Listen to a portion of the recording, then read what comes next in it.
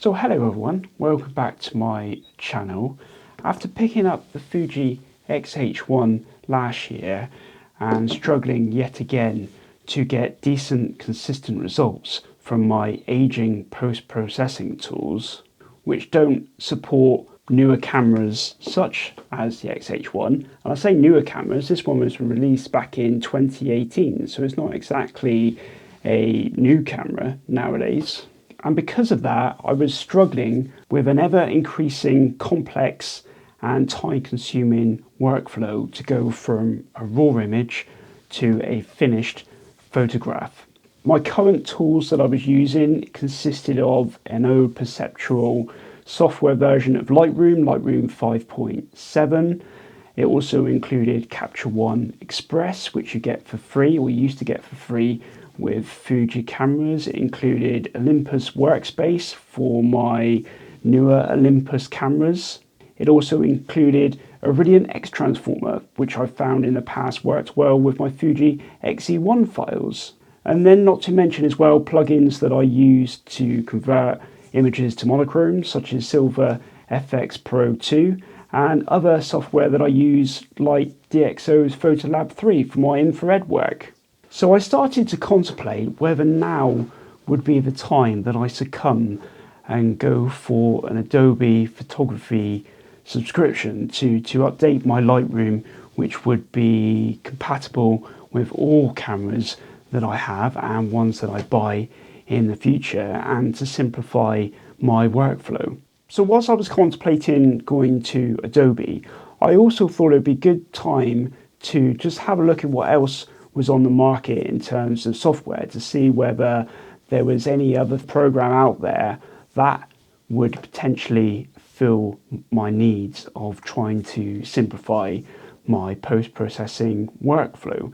So as you could probably imagine, this video will include a lot of comparisons of same images but taken through each of the software packages to see basically what the starting position looked like, because I didn't really want a software package where I needed to do a lot to the initial raw file in order to develop it to where I wanted it to go. Ideally, it would give me a pleasing starting position to begin with, and then I could just then do a few minor edits on top of that to get it to a finished state.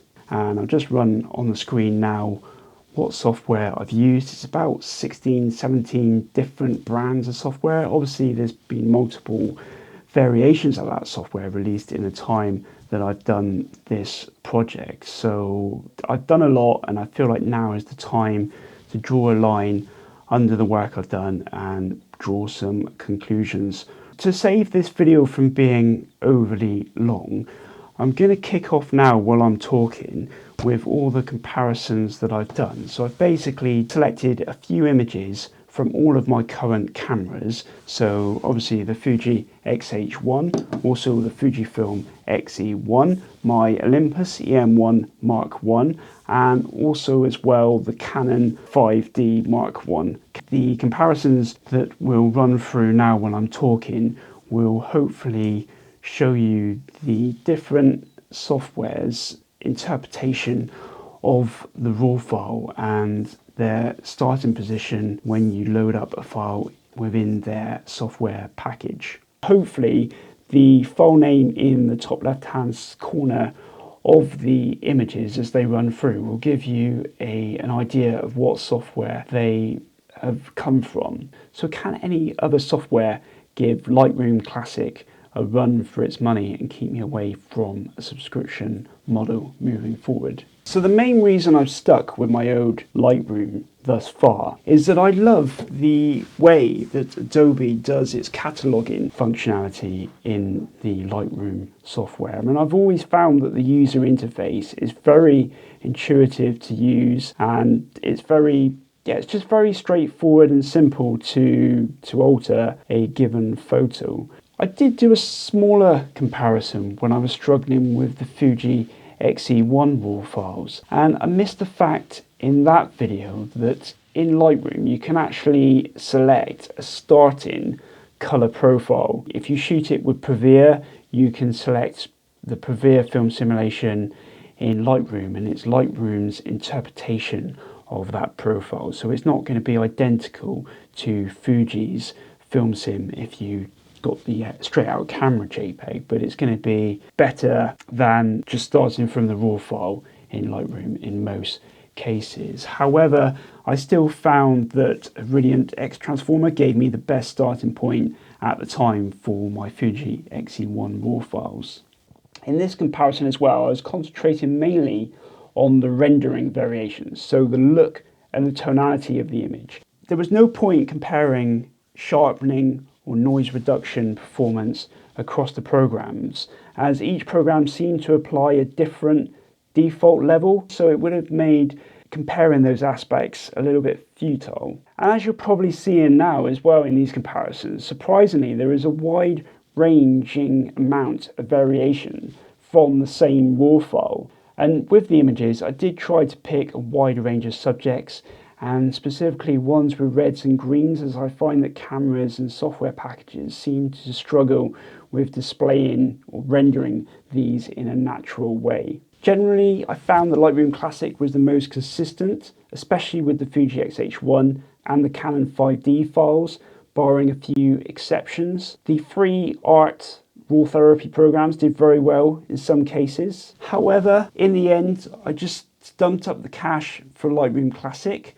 I found a good Black Friday deal which enabled me to get 3 years worth to start me off, and I've been using it for a few months now, and I do think it's good value for money, especially with some of the recent updates. Fuji's enhanced details functionality to help get rid of those worms, and the excellent AI denoise tool. Before Adobe released that, I was really contemplating getting DxO's Pure Raw, but Lightroom Classic's attempt so far is sufficient for my needs, and I'm sure it will improve over time.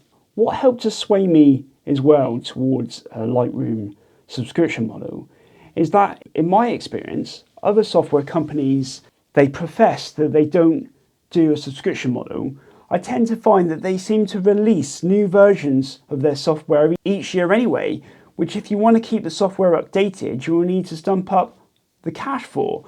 And sometimes it's hard to see what's been improved or added to in order to justify being released as a new product. And yes, in essence, you're not forced to upgrade each year, but improvements, bug fixes, and new camera support all halts on the old product when that new product gets released. So I think the subscription model, you're guaranteed to get all the latest updates with Adobe. So I think if you manage to get a good deal, that helps to lower the overall cost. So just looking at each of the image comparisons, and we'll start with the boat picture from the Canon 5D. And certainly my favourite rendering starting point was Lightroom Classic. I just find that it does a great job, really, compared to the competition. And other notable software for this particular image was RawTherapee. So that's Lightroom Classic, that's RawTherapee. So you can just see that Lightroom Classic just has a bit more brightness to the image, and that's why I think that out of all those comparisons, Lightroom Classic does a great job on this first image. So moving on to the second image of the telephone box. So you can see here in RawTherapee, even though it's a great software, it is hard to find that right starting position, because this image here shows you the standard film curve that you can apply to images, whereas this image applies a slightly different curve, which I found to be closer to what Lightroom Classic produced. And I actually think in this scenario, the RawTherapee rendering was the best.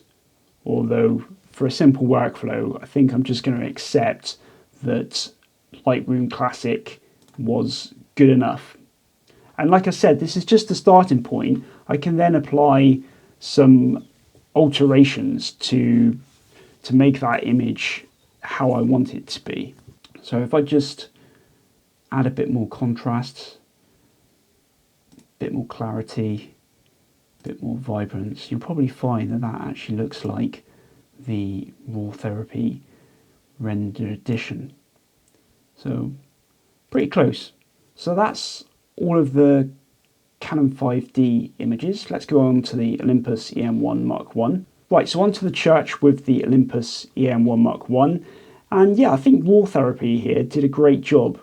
Yeah, so that's the RawTherapee standard film curve look to this image, and this is Lightroom Classics look. So yeah, I just think RawTherapee just has a lot more clarity and a natural affinity to it rather than anything else I tried really in this particular comparison.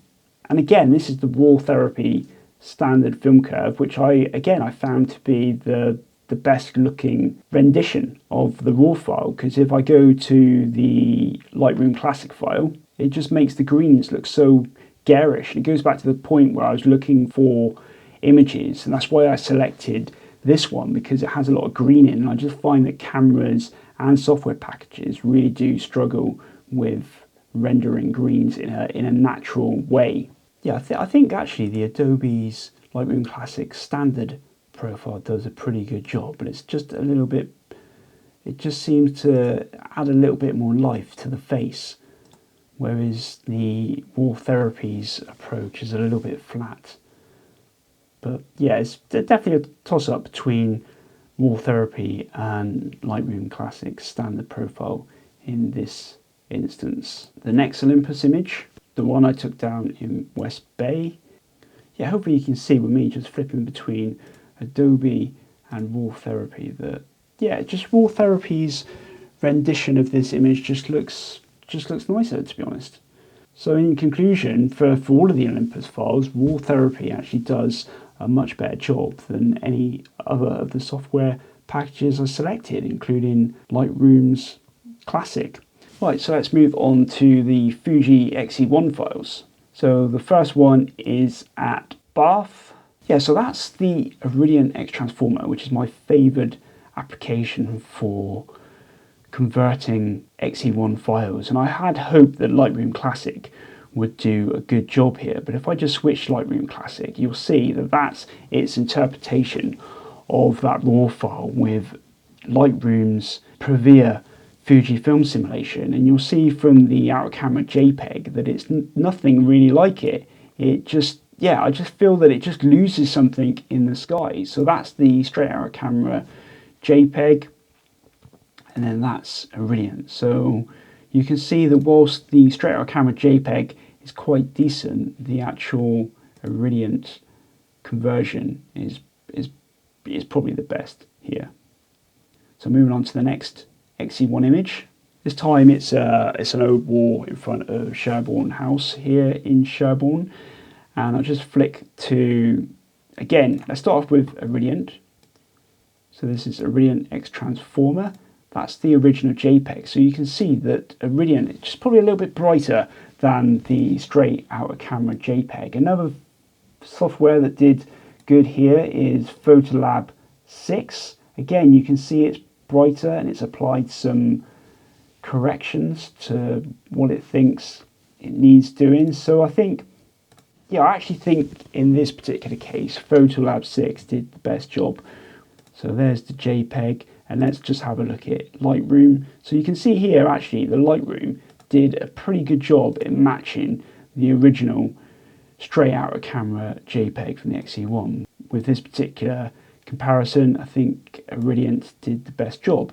That's the straight out of camera JPEG, and that is the Iridient conversion. So looking at the Lightroom, so that's Lightroom, the straight out of camera JPEG. So again, Lightroom's Previa rendering did a pretty good job. If we have a look at Photolab 6 here, yeah, so that was Photolab 6, which actually overexposed the scene, whereas Iridient probably more properly exposed the scene from the original raw file. So then moving on to the next, this is a nice hotel. Well, I say nice, is actually quite dilapidated when you get up close, but it's a nice style hotel, and I just thought with the light in that window, it just added to the drama of this particular scene.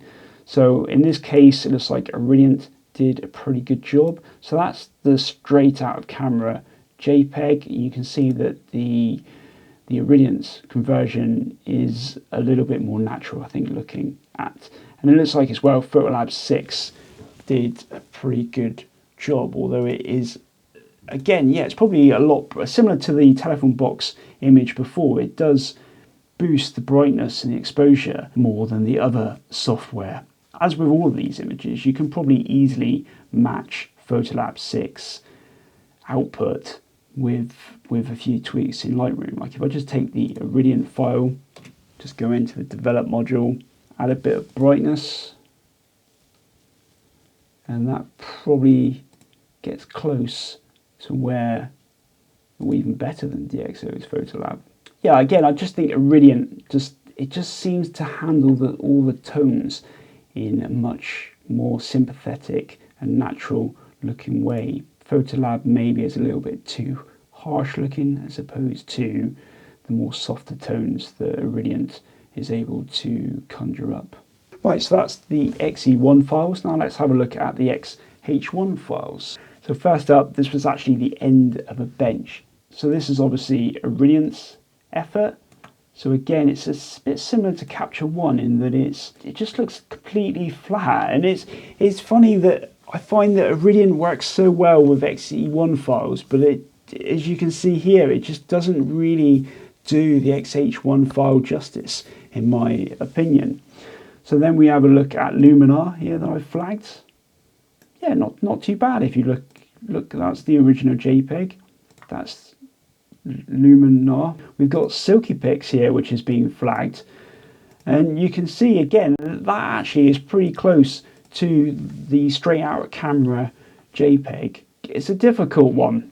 Again, it just comes down to a matter of taste. Yeah, so you can see here with the fact that I've flagged so many different software packages that, again, I've really struggled with the X-H1 to try and find a consistent, good starting position in one of these software packages.